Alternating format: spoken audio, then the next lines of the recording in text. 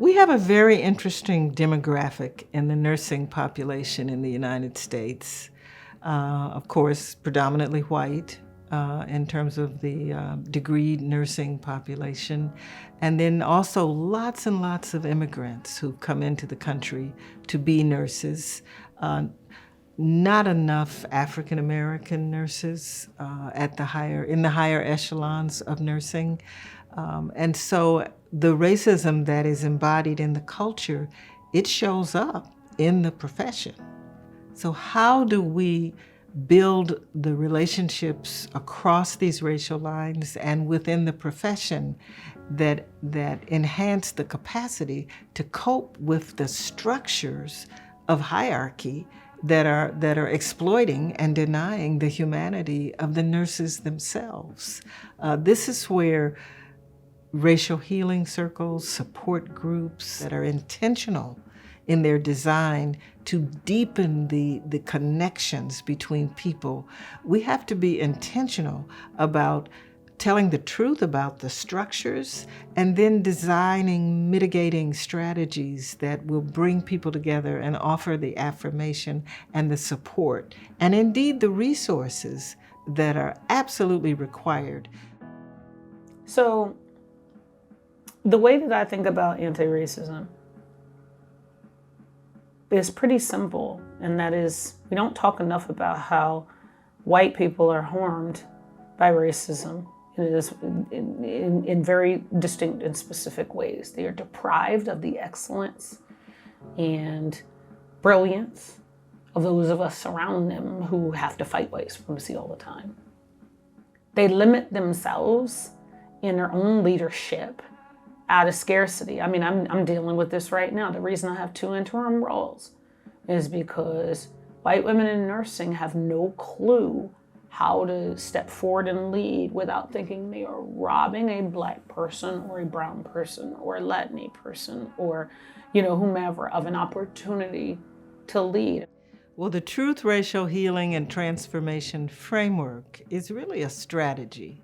The strategy has been used to create centers of activity and action both on college campuses, and there are now over 70 college campuses that have established Truth, Racial Healing, and Transformation centers, campus centers. And they embrace the framework. They train people on the campuses so that they know how to function as facilitators for racial healing circles.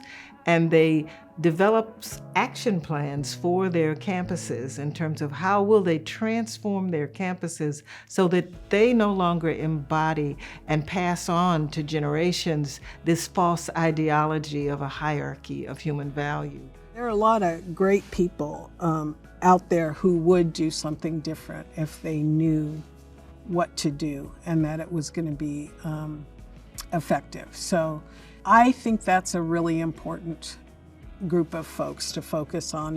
And of course, as a professor, it tends to be who's in my classroom. People who are good folk who, because we're in the United States, have not had any training in critically looking at why things are the way they are. The issue is different than we usually see things in the United States in terms of training people. Usually it's a workshop or a certification. This is work that is lifelong, that is ongoing. It needs to be done in community, right? I mean, you need to do it in community. It's not sustainable to do it by yourself. You will not see the scripts that are internalized for yourself. Somebody else usually sees them. And if you're in relationship with a diverse group of people, professionally or otherwise, then you have access to identifying what you could be doing better, regardless of whether you're a good moral person or not.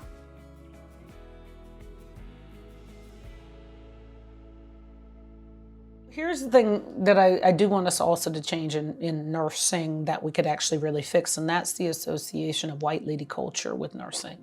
Because, and what I mean by that, a lot of time white lady culture is like Mean Girls, where there's this gotcha component where some white people feel as though being an ally means that they can demean and belittle other white people for not being as progressive as they are. So they spend a lot of time getting cookies from Black allies because look at how good of a white person I'm being because I called out that white person around their racism. And I'm like, but don't you think it's your job to help them fix that?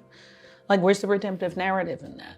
Because if none of us collectively feel that DE&I work and anti-racism work is everybody's work, and you got a camp of people over here who feel greater than thou, nose stuck up in the air because they are further along in their journey than the rest of us are, then you're just re-perpetuating the work of racism. You're continuing a false hierarchy of human value based on skin color, or based on awareness, or based on wokeness, or based on whatever you want to call it.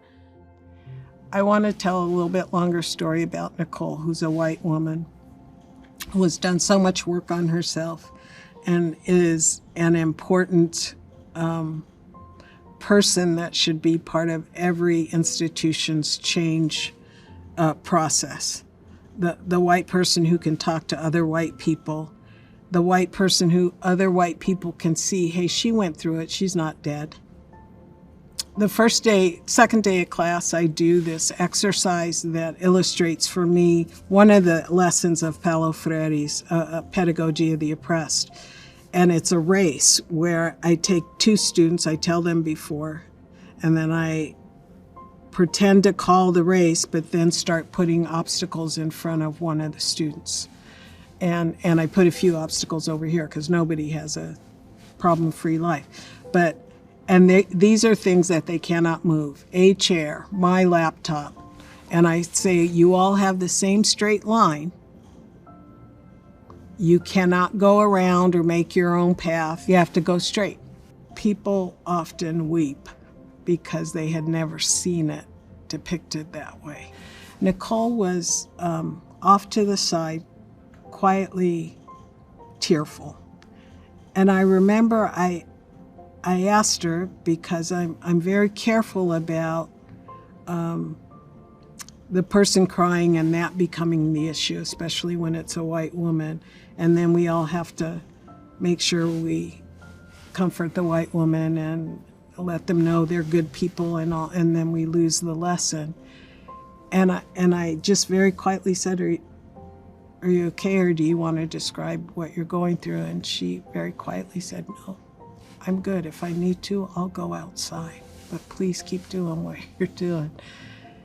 Just a level of development, white racial identity development, that you find in every class that I want to empower. And I don't mean so they can yell at other white people, but white people need role models of white people who are doing this work, who are joyful people, who are not self-condemning people, and who see that they're winning because minoritized people are winning.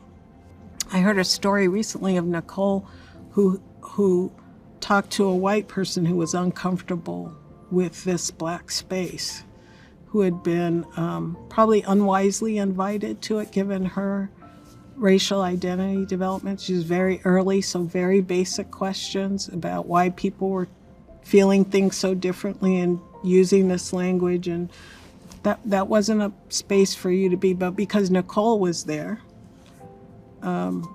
she was able to take her aside and without destroying somebody, explain racial identity development and how here's the phase you're in, maybe, and this is why you're interpreting what needs to happen as something that's threatening to you. And you're in a very dangerous place because you have the power to shut it down when it needs to be going on. And somebody, I can't do that. We need white people. Just like for queer liberation to take place at the level it needs to take place, we need straight people. We need men for gender equality. The abled among us are going to have to recognize those people in the disabled community who are trying to tell us this will be better for everybody. It's gotten better for everybody because we've gotten some level of civil rights.